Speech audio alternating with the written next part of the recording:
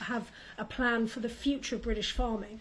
But in terms of the EU deal itself, yes, of course, we have said we would welcome improvements in trade from the UK farmers to the EU farmers.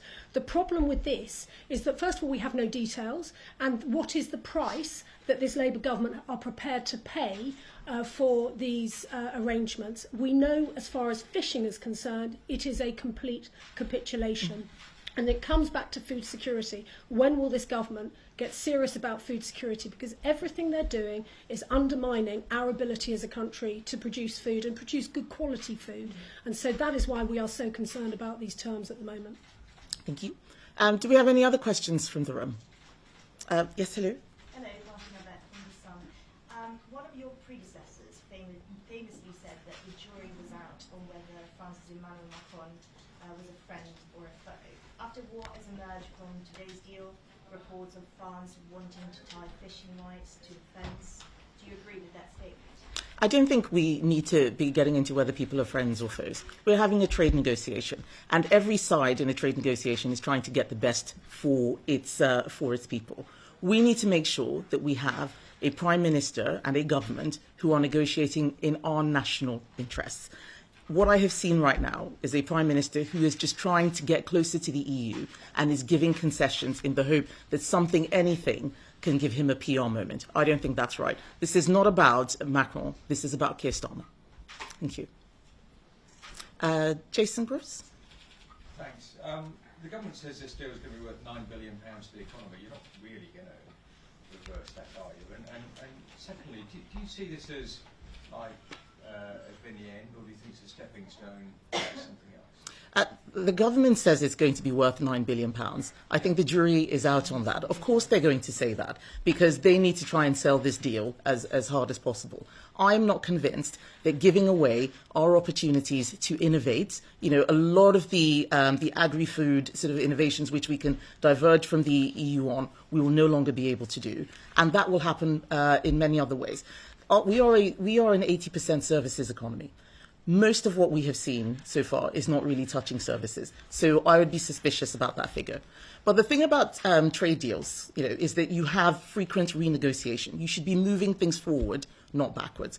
And I never signed a deal that would take us backwards. It's why we did not renegotiate the trade deal with Canada. They wanted hormone beef. We said no, we down tools and we walked away. What I see with Keir Starmer is somebody who will never walk away, and he'll just accept any deal, no matter the cost, and ask people to congratulate him for getting that deal. That is not right. Yes, sorry, next step. Kieran Stacey from The Guardian. Do you agree on the need for a new agreement on agricultural goods, just as a basic principle? And if so, what would you be willing to trade in return for? Right. So with trade negotiations, and I speak now as somebody who was Trade Secretary for 2 years, what you want to see is a reduction in trade barriers, and they should be equivalent. When you have a trade negotiation, you want to make sure that you're giving up things that are like for like. So we'll reduce barriers on our professional qualifications, you do the same. What we're seeing here is you can have a little bit of defence options to bid into contracts, but we'll take all the fishing. I think Priti will agree with me that when we tried to do that, this sort of cross-pollinating of issues, the EU said at the time that we could not do that. And what surprises me is that Keir Starmer, despite being the shadow Brexit secretary at the time, has not learned any lessons from that entire period of negotiating. There are, of course, things that we will want to do to make barriers to trade less. That, of course, is quite important, but this is not the way to go about it. I think just one further point on that. Vicky has summed this up really importantly. This is about standards when it comes to agriculture. And the devil will be in the details, but we just don't know the extent of compromise that has taken place. And so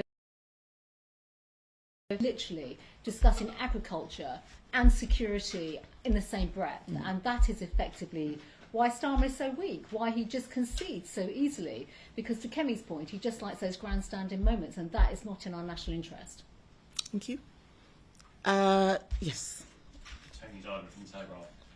You've been clear that this fisheries policy doesn't meet your tests, but you also point out that the deal allows the EU to impose massive tariffs on the UK if you renege on the deal. Yeah. So if you win the next election, will you cancel the deal and accept the tariffs from the EU, or will you leave it in place? This deal does not work for UK fishing. We said that if it was something that failed our tests, we would reverse it.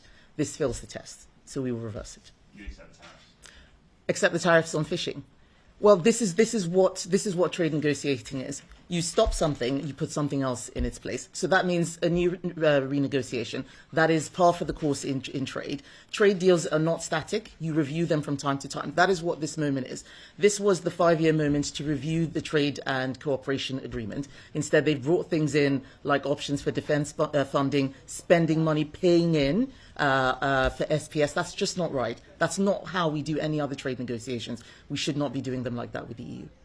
And your readers at home may be wondering why it is. If a genuine trade dispute arises about, for example, access to in the first 12 nautical miles of our seas, why then would other businesses, other parts of the economy be punished by the EU whilst those disputes continue? This is why Kemi describes it as a lost opportunity, because this was a chance to reset and to go the next stage in the negotiations that we had settled 5 years ago in the TCA.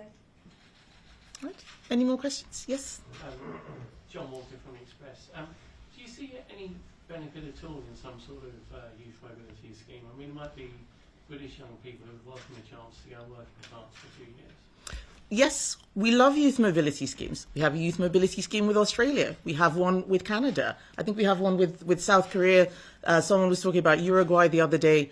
They are good they are good ideas. We support them. What we do not support is uncapped, non-time limited migration. There is a big difference between an 18-year-old from France who's coming for their gap year and a 30-year-old with several children who's coming from a much poorer EU country like Bulgaria, Romania. What we wanted to do was have youth mobility schemes with specific countries. That is not what we will get with what Keir Starmer is negotiating. We've got to be a little bit more realistic and a lot less naive. At the moment, immigration is far too high. We need to start fixing some of the problems that we have now, rather than make it easier for other people to come into the country using a youth mobility scheme. I'll give you an example. In Germany, if you're an asylum seeker, you can get German citizenship within 3 years. That's very different from the way that we give citizenship in our country, which I think is at the moment even still too easy. But that means that somebody who's just fleeing a war zone in 3 years could come to the UK under an uncapped youth mobility scheme. That's not right. We need to look at the detail. It's what Priti was saying. It's not just the headline. It's not just, oh, here we've got a deal, or this is a nice youth mobility scheme. What does it actually mean in the small print? And that is what we know how to do. We understand the small print. We understand how negotiations should be done. Keir Starmer clearly doesn't. Whenever he negotiates, Britain loses, whether it's with unions, whether it's on Chagos, even with the US, he gave away more on tariffs than he got from Donald Trump, and now we've seen it again with this summit that he's got with the EU. Thank you. Quentin Letts.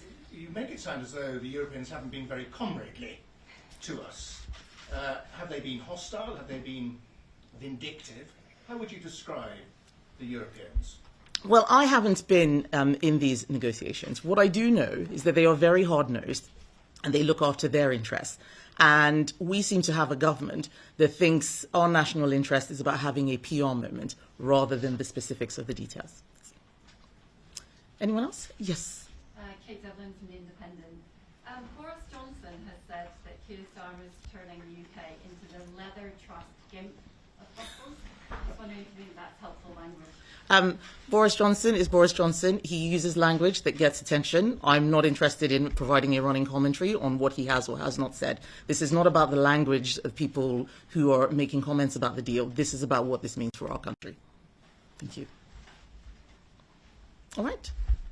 I think we have come to the end. One question only, but thank you very much for coming to our press conference, everyone. Good afternoon.